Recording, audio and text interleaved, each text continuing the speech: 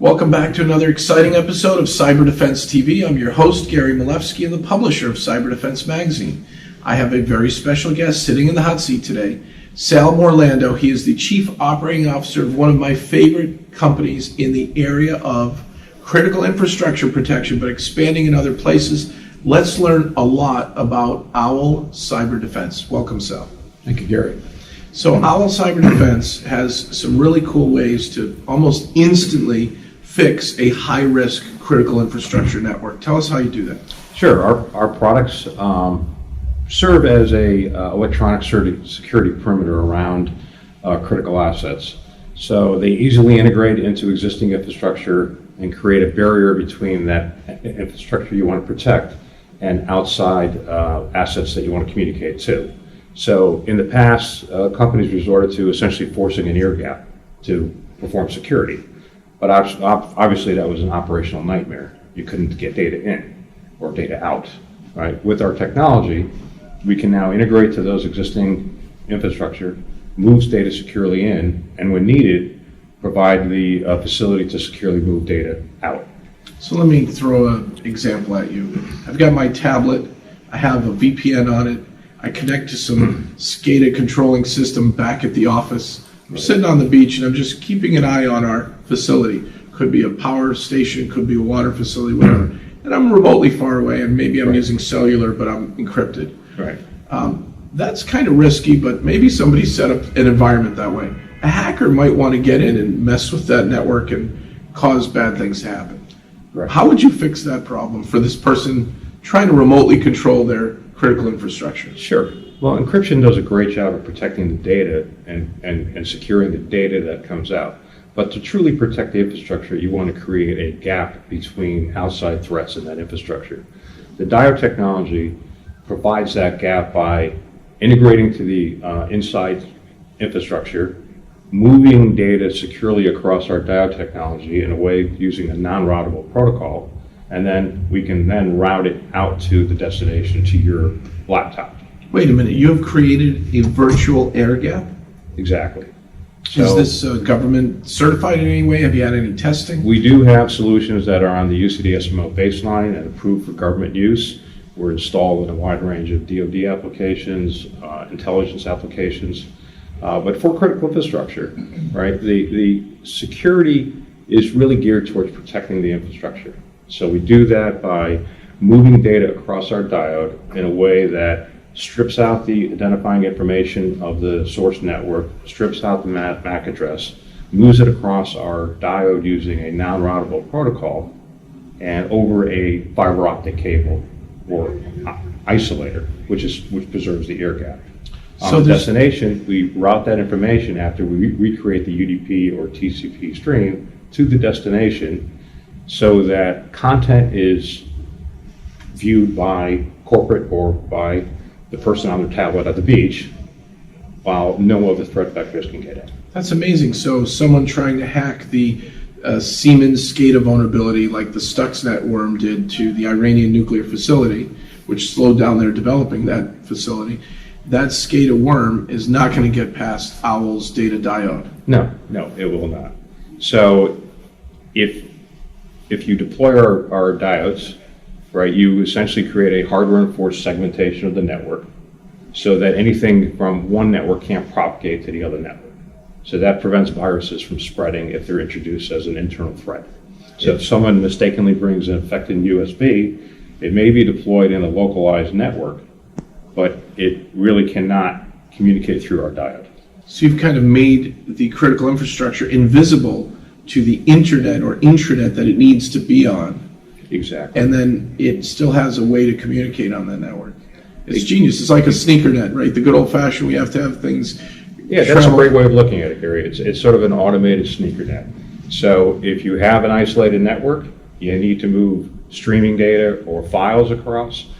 Our product will take that data, ingest that data into our source side, securely move it across the perimeter, and send it to its destination based on individually administered source side and destination side servers, and at that point it's essentially like an automated sneaker net.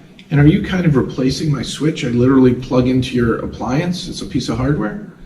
Like how do I get my SCADA system that was going Ethernet on the switch fabric and the intranet into your sneakernet? So we allow the provisioning of our device to connect to the various components on the internet that you, on the, the OT network that you want to connect to. Mm-hmm. We also have called connector software, so it'll integrate to Modbus, integrate to DNP3 or other protocols that may be running on that internal network, and then securely move that data out. So you're almost in a way replacing an Ethernet interface or whatever was being used to get that older system onto a corporate intranet. Correct. By eliminating the vulnerability introduced by a pure Ethernet connection, which is two-way communication, and allowing outside threats to come in. And they're finding vulnerabilities in Modbus. They're finding vulnerabilities in the chipset of various vendors. I mean, these companies you can't just pull out something running a power plant or a water facility instantly and fix it, and maybe the vendor doesn't have a fix for years to come. Well, that's the attraction of our product and to a number of our customers is that once they certainly still upgrade their infrastructure and make sure systems are current, but once you put in the perimeter around that infrastructure, the problems associated with constantly patching are minimized. Couldn't this be used for other purposes like, say Coinbase, who has their big vault of Bitcoins? They really don't want hackers to find a way into that vault. And even though blockchain and Bitcoin crypto technology is good, you're still on a vulnerable network with vulnerable servers and vulnerable desktops and laptops. It's great you mentioned that, Gary. Our products can be used to move data securely into a vault and securely move data out of a vault, where the cryptocurrency processing could occur in very secure, isolated vaults. Sounds like you could be good for the banks. Anthem, who had 80 million records breached, should have had those records behind the vault and maybe even encrypted and some other issues. But you can give someone a more secure environment, an air-gapped environment to very vulnerable assets that we really want to protect. Right, and a number of banks have contacted us about the idea of using our devices to create a isolated backup, like a truly protected, isolated disaster recovery environment, where all their banking transactions and data processing that occurs to support their normal banking operations are replicated into an isolated vault that's essentially completely protected by our devices. And in the case of a malware or ransomware attack, that isolated data can now be used to recover their operations. I would even want my medical gear, heart pump equipment at a hospital on an isolated network with OWL. Yeah, that's the next area that OWL is looking at. Clearly, hospital IT is made up of a multitude of vendors that are providing equipment to support a number of important medical operations, and all of those are tied into a network. And for the convenience of the patient, right? You now have the ability to go see your records online. You can pull up your phone and see your medical records anytime you want. Converse with your doctor, but because of HIPAA, because of FDA, all that stuff needs to be secured. So the best way to do that is through the same processes that are recommended by the Department of Homeland Security, which is to provide the level of isolation and segmentation of your network to make sure that certain data flows that can be managed through a one-way flow out or a one-way flow in are structured that way. This way it minimizes the outside threat vectors or inside threat vectors from propagated through your network. So, Sal, what a great interview. Where can we send our viewers to learn more about OWL Cyber Defense? Well, we have a phenomenal website at www.owlcyberdefense.com. So easy. We have a great selection of resource papers, white papers, so on, and we've documented a number of great use cases that we've solved. So that's a great starting point. Sounds good. So folks, it starts out protecting critical infrastructure, but it's going to make its way soon with visionaries here to the Internet of Things security, which I think is so critical. Sal, great interview.